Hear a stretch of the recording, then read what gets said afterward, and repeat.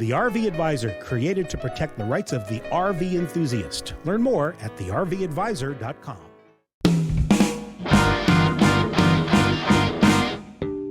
This is the RV Advisor Podcast with your host, Tom Alexander. Get all the latest information, trends, advice from experts, stories from the road, and more in the world of recreational vehicles. Now, here's Tom. Hi, everyone. Welcome to the RV Advisor Podcast. I'm Tom Alexander. My guest is David Brannam. David is the technical consultant with the RV water filter store. And this is a very interesting company that does a lot of good things for you and me. I can tell you, it's everybody likes a great tasting glass of water. So we'll start there, and we can talk about how all the technical stuff with water filtration. But David, welcome. Thank you so much for joining us. Thank you for having me, Tom. This is a good opportunity to talk to some of our customers. Absolutely. It's interesting because probably when you and I grew up, I suspect we're sort of in a similar demographic. We remember just you can open up the tap on your sink and you get great tasting drinking water, in many, many places. And people are always surprised to learn that places like New York City had great drinking water, tap water, because it came from up north in the mountains. Not so much anymore. It's a challenge to find really good drinking water straight from the tap. What's happened, and how are we fixing that problem? So I think it's a combination of things depending on what is actually in the water. For instance, up in the Great Lakes area in the Rust Belt, there's a lot of places that might have older plumbing or just iron in the wells that comes out. You've got hard water with calcium and magnesium that's down in the south by Arizona, especially down by the Colorado River. You've also got just more chemicals in the water that can leach into wells and even city water supplies from, you hear about fracking, or you hear about the farming and getting nitrates in the water. So you really never know what's coming at you, even if it's from the tap. Yeah, and so we've seen such a dramatic spike over the past maybe 20 years in people drinking bottled water, and also exploring other options like filtered water. Tell us a little bit about the process. I mean, I'm sure it's quite involved, and it takes some time to get the right filtration system going for your particular water. I guess depending on where you are in the country. That's a guess on my part. Yeah, exactly. You're right, Tom. So it's almost the same for well water or natural bodies of water as it is for city water. You've just got a few different things that might be in city water that wouldn't be in a natural body, such as fluoride or chlorine for sanitizing. So the chances are a lot less for pathogens like bacteria, giardia, and viruses to be in the city water than they might be if you're taking the water out of a river or a lake or even a well. And so if you're traveling around a lot, you really don't know what's going to be in the water that you're using. So you kind of have to plan for everything, which is unusual compared to a home where you know exactly what's in the water and you can filter it accordingly. Yeah. So by preparing for everything, it starts out with a sediment filter. And so we like to use a 1 micron sediment filter, which is very small. That's a millionth of a meter, which is invisible. And that's the first one. And that takes out anything floating in the water that's above a micron. And then we go with a carbon block filter, which is even smaller. It's at a 0.5 micron. And that's small enough to actually take out a giardia or a cryptosporidium, which are the cysts, but it's not quite small enough to remove all the bacteria from the water. So it does remove chlorine and other chemicals, taste and odor, and so between those two filters, you get to about 95 or more % of the locations that you're going to have good tasting, safe, clean water. But the things that can get through that are anything that's dissolved in the water completely. It could be minerals, it could be calcium and magnesium, making the water hard, or it could be metals, lead, whatever. Those things can pass through unless you have a way to absorb them with your filter system. Yeah. And so the next stage, in a lot of cases, especially where RVers like to go, is to go down to, or if they like to go down to the south during the winter to stay out of the snowbirds, they try to get out of the bad weather. Right.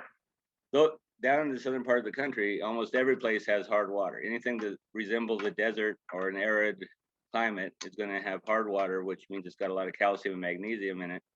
And so for that, you can use a water softener after your initial two filters, and that'll make the water pH balanced and more normal to use in showers and for the dishwashing and stuff like that.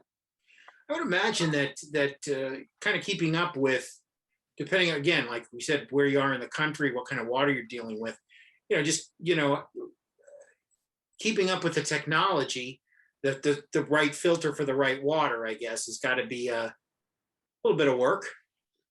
Well, it is, and that's a lot of what I spend my time consulting about. Is people will call me or just, and they start off, they just buy an RV, they know the water isn't good everywhere, and they want clean water, but they have no idea how to do it. So I made some videos and put them onto the RV Water Filter Store website.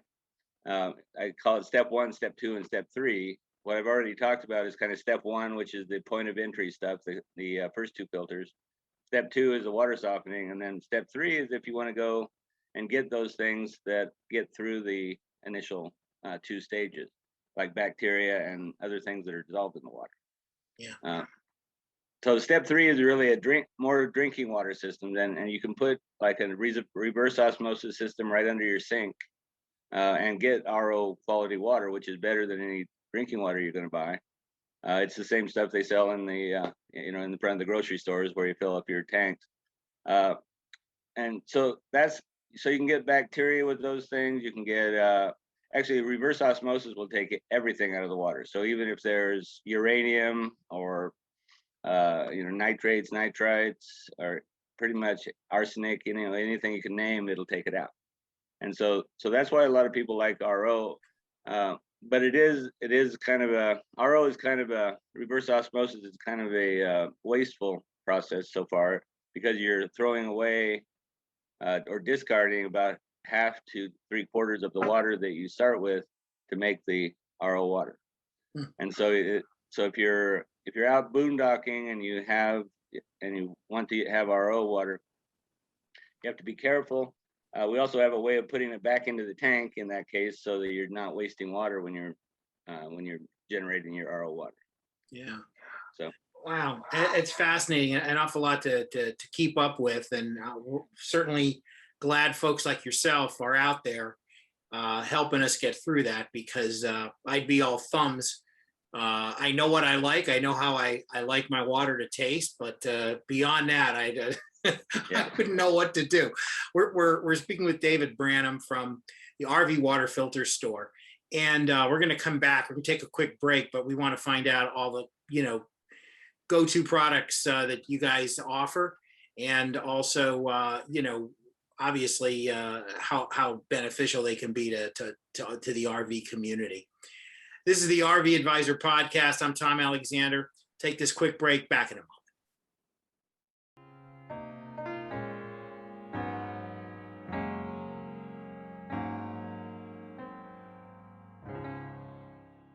The RV Advisor was created for you to protect your rights as an RV enthusiast and arm you with the knowledge to navigate the complex RV industry. There's strength in numbers, and that's why we've built a nationwide network of RV owners, empowering you with the advice you can trust at rvadvisor.com.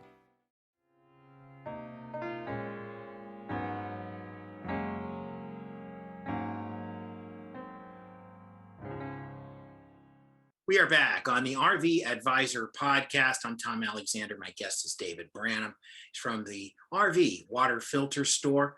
Guys are based in Northern California, and I know that it's a beautiful place, that part of the country, and I always associate that area with movies and these beautiful streams and waterfalls and everything you see. And is the water pretty drinkable there, or are we talking about a lot of filtration that has to go on? Well, in my area, the water's pretty good, but we are right by one of the big California fires right now, so it's the air isn't so good. But yeah, the water here is good. You're not gonna get a lot of really hard water up here, but it really varies by each place they dig, or each city is going to be a little bit different. Some cities have really good water, others it doesn't taste so good. So right. So it's widely variable in that respect. Yeah. Tell us a little bit about, first of all, again, it's the RV Water Filter Store. Tell us a little bit what you guys have. Some hot tickets, hot ticket items that you've got. Okay, well, thanks. So we just released a pretty unique product. It's a sediment filter, but it's a 0.2 micron absolute filter. So it's very, very fine, but yet it still has good flow so that you can get the water through it. If you get too small, that really constricts the water, especially at lower pressures. This doesn't really do that too much. So it's called our Virus Hero, and you can put that in conjunction with a carbon filter, and you can basically have all the benefits of having either a ceramic filter or UV light or a RO system in terms of getting out the very, very small bacteria.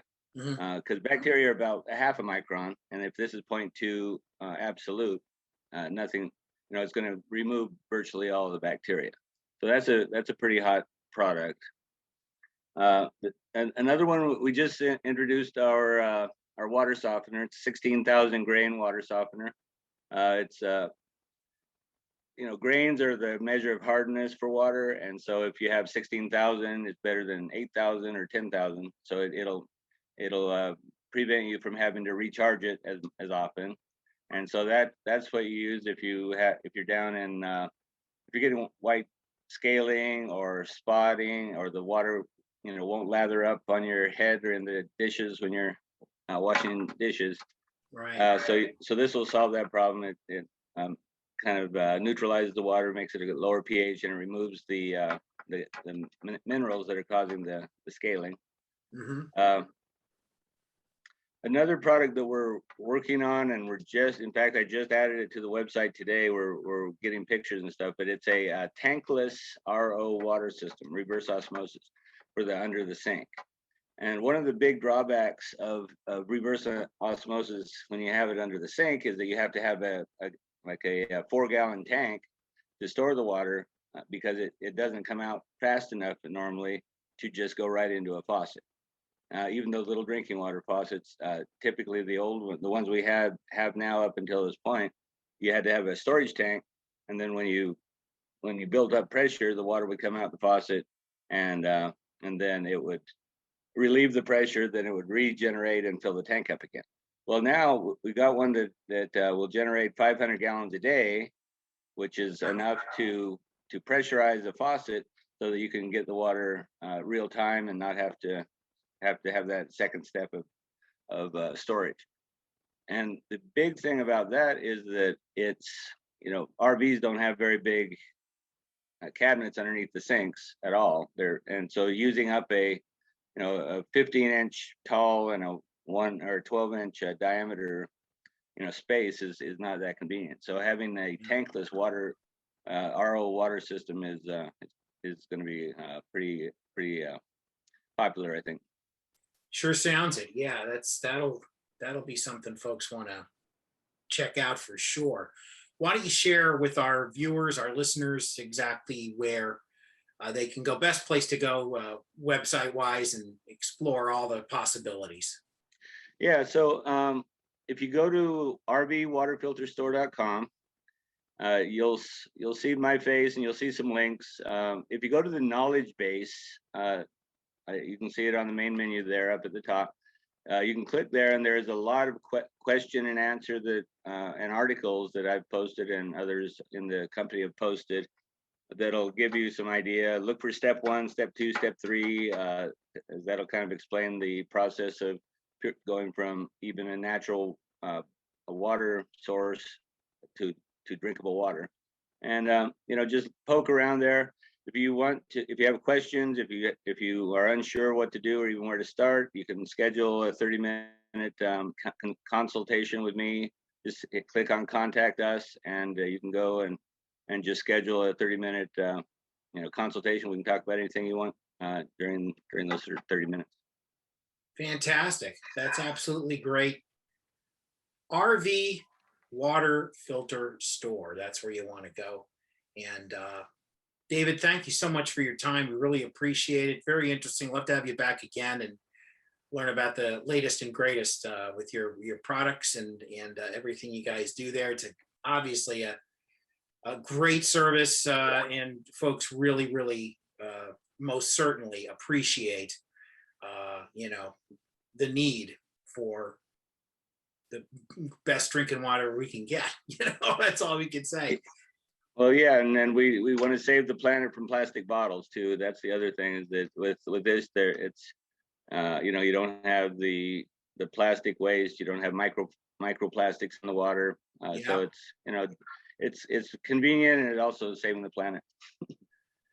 Well, that's nothing wrong with that. It sounds like it's a pretty darn good mission. Really appreciate it. David, thank you. All right. Thank you, Tom. I appreciate it. David Brannam, our guest from the RV Water Filter Store. And check them out ASAP. It's a good idea. Good idea to have these products. This is the RV Advisor Podcast. We'll be back in just a moment.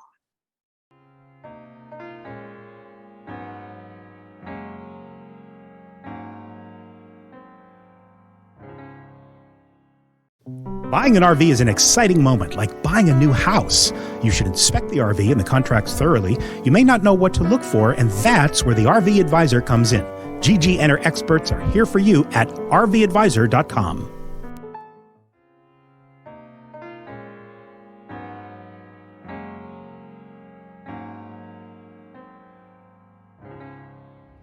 Hi, everybody. Welcome back to the RV Advisor Podcast. Wrapping things up, just want to remind you that you can register your unit at rvaca.org. That's rvaca.org.